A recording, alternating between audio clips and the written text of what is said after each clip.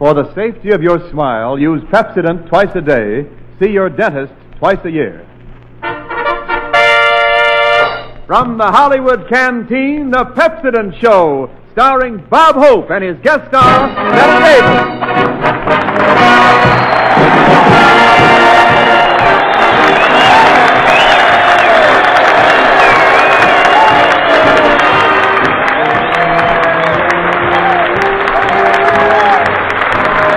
Thank you so much. How do you do, ladies and gentlemen? This is Bob Hollywood Canteen Hope, telling you soldiers to use Pepsodent whether your mouth has a lot or a few, and even though your toothbrush may be GI, your teeth will never be PU. Well, here we are back in Hollywood, and you should have seen the reception I got at the railroad station. What a crowd. One guy insisted on putting me on his shoulders and carrying me for blocks and blocks. I finally said, gee, you certainly are a fan without equal. And he said, no, I'm a cab driver without tires. And as soon as Skinny Ennis arrived in Hollywood, he went right over to the Red Cross blood bank to make a donation, but a terrible thing happened. On his way over, a mosquito bit him and drained him dry.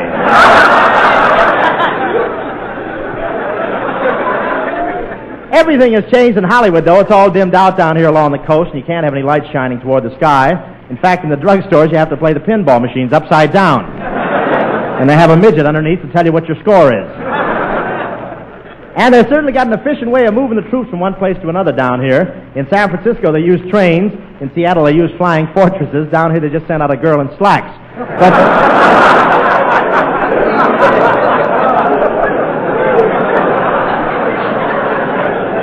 But I'm really glad to be back in Hollywood, and here we are doing the first broadcast from the Hollywood Canteen.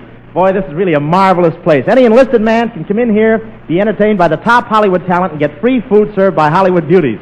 One soldier had a big turkey dinner here, then he danced with Dorothy Lamour and spent the rest of the evening sitting on Hedy Lamar's lap. He's been AWOL for 4 days now. They can't send him back to camp till he stops steaming.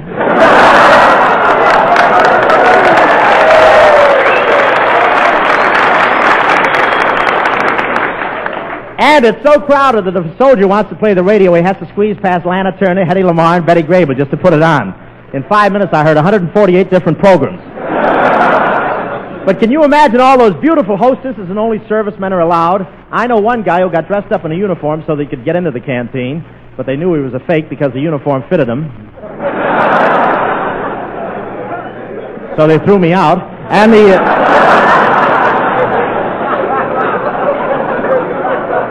And the soldiers, sailors, and Marines all get along very well together here. I saw a soldier dancing with a blonde, and a sailor cut in on him. Then a Marine cut in on the sailor, and it was all done in an orderly military manner. In fact, the bodies were dragged off the floor in a column of 3.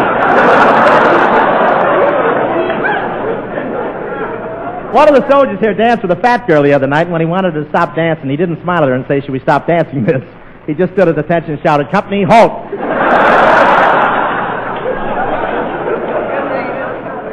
And everybody wanted to dance with Marlene Dietrich. A soldier who was a head taller tried to cut in on a sailor, and I won't say the sailor cut him down to his size, but that was the first guy I ever saw who parts his hair at the shoulder blades.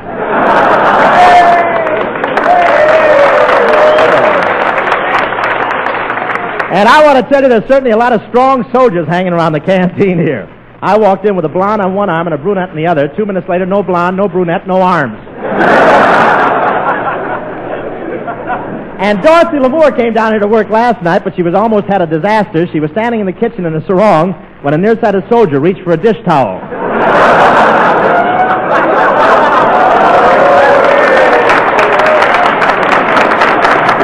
And now, Wen Niles. Step in, Wen.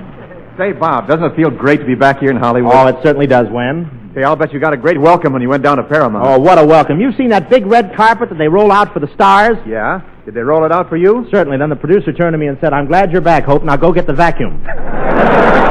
Say, Wen, I thought you were coming down to visit me at the studio. Well, I did come, Bob, but I couldn't find your dressing room. Which one is it? Well, you know where the number 1 dressing room is. Yeah? Well, you know where the number 2 dressing room is? Yes. Well, right between them, Paramount hung a doily over a gopher hole, and it's mine. Tell me, did you see Dorothy Lamour down there? Oh, yeah, Dorothy Lamour. Dorothy Lamour. Now I got to talk about Pepsodent. Oh, come, Wen. You're getting paid for it. Don't pout. Go. Oh, that's right. I get paid to tell people about Pepsodent, but you folks who use it, you're the ones who really collect. Pepsodent gives you the big plus of Irium, that speedy super cleanser that loosens and flushes away filmy coating you can feel with your tongue. You see, you can have a bright smile and never know it. Maybe hidden under a dull coating that stains and makes your teeth look dingy. But once that film is whisked away, there's your natural smile, your bright smile ready to shine. I'll remember that. I'll keep my mouth shut during blackout. Why stop there, Bob? Go, you Irium slave, go. But seriously, give Pepsodent a chance to show you how bright your smile can be. Give that cool, refreshing flavor of Pepsodent a chance to wake up your taste and let you know your teeth are clean, bright. And you'll know that they are just by the feel of them.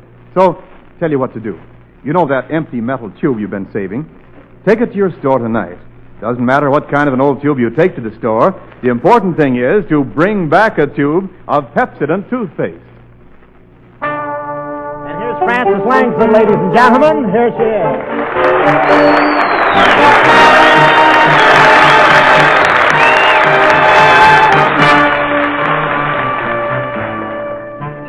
At last, my love has come along. My lonely days are over, and life is like a song. At last, the skies above are blue. My heart was wrapped in clover the night I looked at you. I found a dream that I can speak to, a dream that I can call my own. I found a thrill to press my cheek to, a thrill I've never known. You smiled,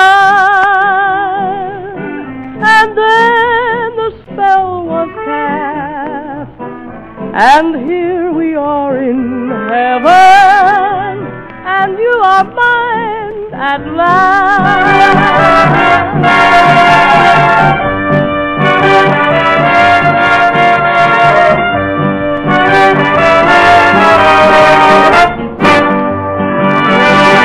I found a dream that I can speak to, a dream that I can call my own.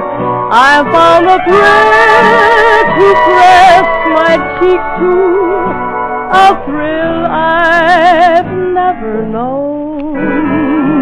You smiled, and then the spell was cast, and here we are in heaven, for you are mine at last.